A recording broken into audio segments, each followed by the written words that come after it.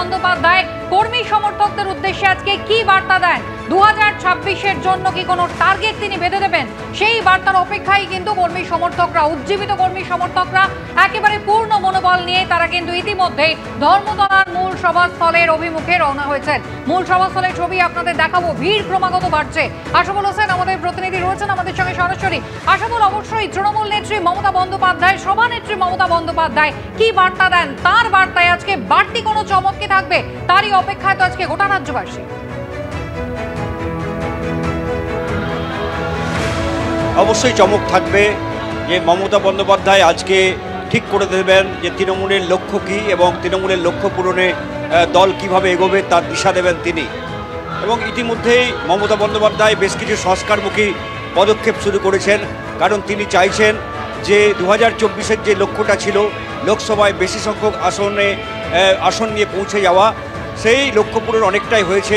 22টা আসন থেকে তারা 29-এ পৌঁছেছে এবং সব মিলিয়ে তৃণমূলের লোকসভা রাজ্যসভা মিলিয়ে আসন সংখ্যা এখন 42। ফলে মমতা বন্দ্যোপাধ্যায় চাইছেন আরও বেশি শক্তি নিয়ে, আরও বেশি তৃণমূলকে জনমুখী করে 2026-এ ক্ষমতা দখল করা এবং বেশি শক্তি নিয়ে দখল করা। তার জন্য কিছু সংস্কার দরকার, কারণ যতটা তৃণমূল কলেবরে বেড়েছে এবং তাদের এই শাসন ক্ষমতায় মেয়াদ বৃদ্ধি পেয়েছে, দলের মধ্যে বেশ কিছু বেনজলও ঢুকে পড়েছে। সেই বেনজল তাড়াতে ইতিমধ্যেই উদ্যোগী হয়েছেন মমতা বন্দ্যোপাধ্যায় এবং কিছু কড়া পদক্ষেপ তিনি নিচ্ছেন। দলের যে সমস্ত নেতাকর্মীরা অনৈতিক কাজকর্মের সঙ্গে যুক্ত তাদের চিহ্নিত করে তাদের বিরুদ্ধে দলগত এবং প্রশাসনিক ব্যবস্থা গ্রহণ করা শুরু হয়ে গেছে এবং আগামী দিনে এ ব্যাপারে দলের ভাবমূর্তি রক্ষা করতে তিনি যে কঠোরতম পদক্ষেপ গ্রহণ করবেন সেই বার্তা আজকে স্পষ্ট করে দিতে পারেন। এবং দ্বিতীয় বিষয়, যেটা আমি বারবার বলছি, যে নবীন এবং প্রবীণের ভারসাম্য বজায় রেখে যে তিনি চলতে চান, সেই বার্তাটাও আজকে মমতা বন্দ্যোপাধ্যায় দিতে পারেন। তৃতীয়ত, আজকে অভিষেক বন্দ্যোপাধ্যায় জাগো বাংলায় তিনি লিখেছেন যে আগামী দিনে যতদিন না পর্যন্ত বিজেপিকে দিল্লি থেকে উৎখাত করা যাচ্ছে ততদিন এই লড়াইটা চলবে, আত্মতুষ্টির কোনো অবকাশ নেই।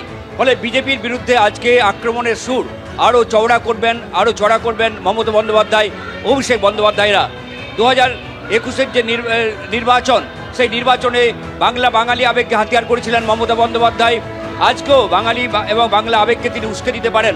পাশাপাশি তাদের যে অভিযোগ যে বিজেপি রাজ্য বিভাজনের রাজনীতি করছে, বিদ্বেষের রাজনীতি করছে, তার বিরুদ্ধেও তারা তীব্রভাবে সরব হতে পারেন। এবং তৃতীয় বিষয়, কংগ্রেস এবং সিপিএম সম্পর্কে তারা যে এ রাজ্যে বিজেপির সঙ্গে এক সারিতে ফেলে তাদের আক্রমণ করবেন এবং তাদের সঙ্গে সমুদ্রত্ব নীতি নিয়ে চলবেন, সেই বার্তাটাও আজকে মমতা বন্দ্যোপাধ্যায় আর একবার পৌঁছে দিতে পারেন। এবং ইতিমধ্যেই যেটা মমতা বন্দ্যোপাধ্যায় জানিয়েছেন যে অখিলেশ যাদব তিনি আজকের সমাবেশে যোগ দেবেন। ফলে যার মধ্য দিয়ে মমতা বন্দ্যোপাধ্যায় এই বার্তাও স্পষ্ট করছেন যে জাতীয় রাজনীতিতে তৃণমূল একটা প্রাসঙ্গিক ভূমিকা পালন করতে চায়, বৃহত্তর ভূমিকা পালন করতে চায় এবং সেই ভূমিকা পালনে বিভিন্ন শরিক দলগুলো যারা ইন্ডিয়া জোটে রয়েছে তাদের সমন্বয় তিনি বাড়াতে চান।